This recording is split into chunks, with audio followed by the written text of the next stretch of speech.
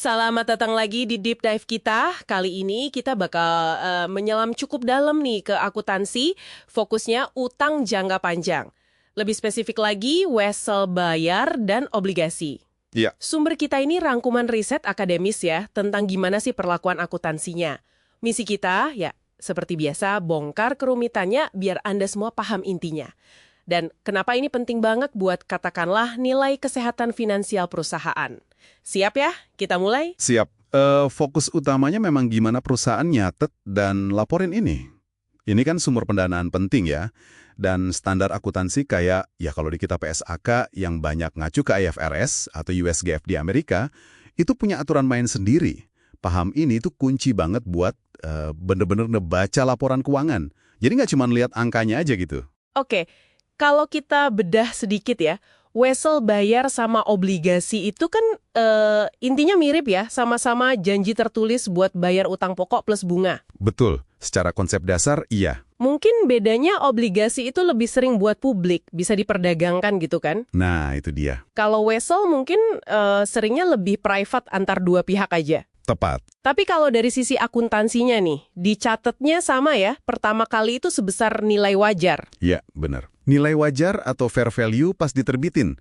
Gampangnya ya harga pasar saat itulah. Terus biaya-biaya terkait nerbitinnya, kayak biaya hukum, emisi gitu.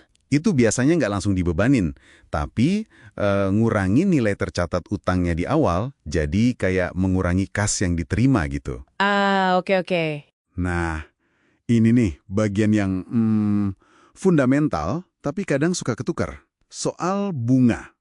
Ada dua jenis kan? Yang pertama, suku bunga nominal atau sering disebut kupon. Itu yang tertera di surat utangnya, yang nentuin berapa kas yang dibayar periodik. Oke, yang buat bayar bunga rutin itu ya? Betul. Terus yang kedua ada suku bunga efektif. Ini tuh bunga pasar. Jadi imbal hasil yang diminta pasar saat itu buat instrumen utang yang risikonya mirip. Bunga pasar ya. Terus kenapa ada dua? Nah, karena seringnya dua bunga ini beda. Jarang banget pas sama. Kalau bunga efektif pasar lebih tinggi dari bunga nominal di surat utang, perusahaan harus jual murah utangnya. Istilahnya terbit dengan diskonto, di bawah nilai nominal. Oh, biar investor tetap dapat imbal hasil sesuai pasar ya? Persis. Sebaliknya, kalau bunga efektif pasar lebih rendah dari nominal, utangnya laku lebih mahal, terbit dengan premium di atas nilai nominal. Oke, terus diskonto atau premium ini gimana dicatatnya? Langsung jadi rugi atau untung? Nah, itu dia. Justru enggak. Diskonto atau premium ini enggak langsung diakui, tapi diamortisasi, disebar gitu, sepanjang umur utangnya pakai metode suku bunga efektif. Diamortisasi maksudnya gimana tuh? Jadi, beban bunga yang diakui di laporan laba rugi tiap periode itu bukan cuma pembayaran kas bunganya aja nominal, tapi disesuaikan sama amortisasi diskonto atau premium tadi. Tujuannya, Oke, mulai kebayang. Jadi lebih akurat gitu ya beban bunganya. betul, mencerminkan realitas ekonomi pinjamannya. Nah, terus gimana kalau katakanlah utangnya mau dilunasin lebih cepat dari jadwal? Istilahnya early extinguishment. Itu kan ya?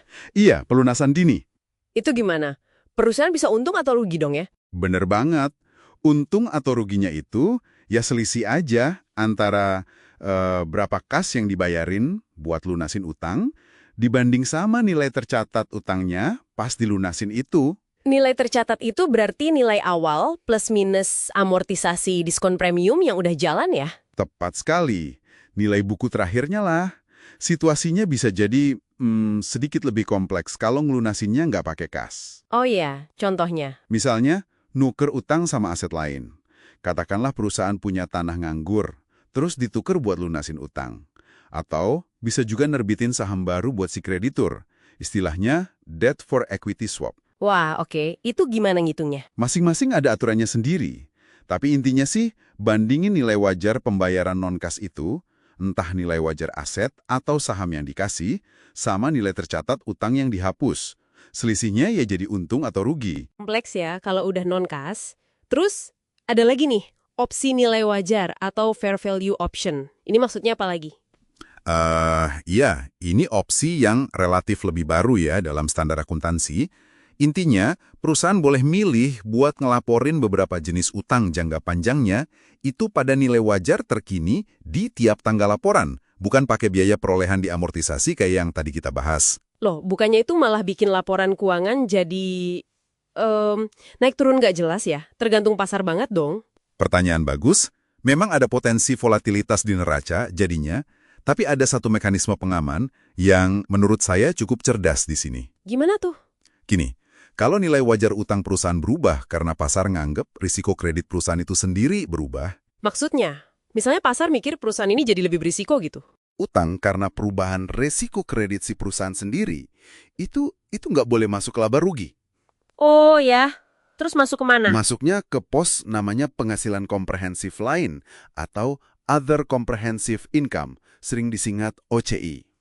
Kenapa dipisah gitu? Logikanya gini, agak aneh kan kalau pasar mikir perusahaan Anda makin dekat kebangkrutan, risiko kredit naik, artinya nilai utang Anda di pasar itu jadi lebih murah. Investor nggak mau bayar mahal buat utang perusahaan yang riskan. Kalau perubahan nilai ini masuk laba rugi, seolah-olah perusahaan jadi untung karena risiko kreditnya naik. Kan nggak masuk akal. Wah iya, bener juga ya. Aneh banget kalau gitu. Nah, makanya standar akuntansi mengunci dampak ini di OCI. Biar laba rugi nggak ngasih sinyal yang menyesatkan. Cukup pinter kan? Iya, poin krusial itu. Oke, jadi kalau kita tarik benang merahnya nih buat Anda para pendengar. Paham semua perlakuan akuntansi utang ini tuh penting banget ya buat nilai solvabilitas jangka panjang perusahaan. Sangat vital. Ada rasio kunci nggak yang perlu diperhatiin banget terkait ini? Pasti ada. Dua yang paling umum mungkin ya. Pertama, debt to assets ratio. Utang dibagi total aset.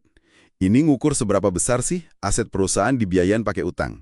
Makin tinggi angkanya, ya makin besar leverage-nya. Potensi risikonya juga makin gede. Oke, debt to assets. Yang kedua, Yang kedua, times interest earned ratio atau TI ratio. Ini ngitungnya dari laba sebelum bunga dan pajak, EBIT, dibagi beban bunga. buat ngukur apa tuh? Buat ngukur kemampuan perusahaan bayar bunga pinjamannya pakai laba operasionalnya. Kalau rasionya rendah banget, wah itu bisa jadi lampu kuning. Artinya laba operasinya mepet banget buat nutupin bunga utang. Paham. Jadi dua rasio itu, debt to assets sama TI ya? Betul, tapi perlu diingat juga ya, rasio ini bagus atau jeleknya sangat tergantung sama industrinya apa. Nggak bisa dipukul rata. Oh ya, tentu. Harus dibandingin sama peer di industri yang sama ya. Tepat, tapi secara umum, dua rasio itu bantu Anda ngukur lah gimana risiko kredit perusahaan dan seberapa yakin pasar kalau perusahaan ini bisa terus jalan, going concern. Perusahaan yang rasio utangnya jelek, ya kemungkinan bakal lebih susah cari pinjaman baru, atau kalau dapat pun, bunganya pasti lebih mahal. Kesehatan finansial mereka secara keseluruhan. Persis. Bukan cuma angka-angka laporan yang kelihatannya ngebosenin gitu. Ada cerita di baliknya. Ini benar-benar bukan sekadar angka di laporan ya. Sama sekali bukan. Nah, sebagai penutup nih, ada satu pemikiran buat Anda bawa pulang yang juga disinggung di sumber-sumber kita. Silakan. Sumber kita kan nyinggung ya, ada potensi perbedaan perlakuan antara standar akuntansi yang beda. Misalnya antara IFRS atau PSAK kita dengan USG AEP. Iya. Di beberapa area memang ada perbedaan nuansa. Misalnya soal klasifikasi utang, atau gimana nanggepin kalau ada modifikasi persyaratan utang. Nah pertanyaannya jadi gini, seberapa jauh sih Anda bisa benar-benar bandingin, katakanlah apel ke apel gitu, kesehatan finansial dua perusahaan, bahkan yang industrinya sama persis, tapi mereka ngelaporin keuangannya pakai aturan main akuntansi yang sedikit beda, terutama soal utang ini. Pertanyaan bagus banget itu. Sesuatu buat direnungkan mungkin ya. Betul.